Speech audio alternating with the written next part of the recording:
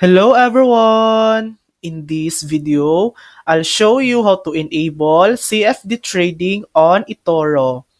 First, go to the Google Play Store or Apple App Store and download the official eToro app. Once installed, log in with your account details. After a few seconds, the home page will load. To enable CFD trading, you must complete your profile verification.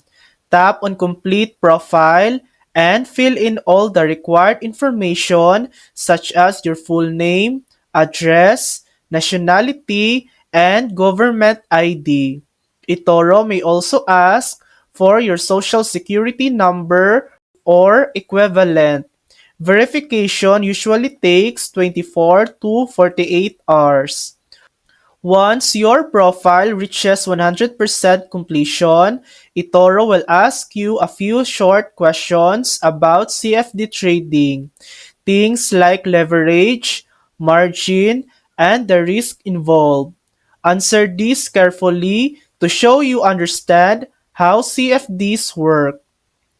After you complete the questionnaire, CFD trading will be automatically enabled on your eToro account.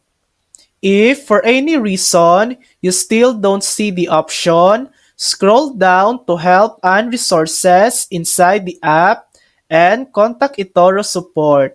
Let them know you've completed all steps and they'll review and unlock it for you within a couple of days.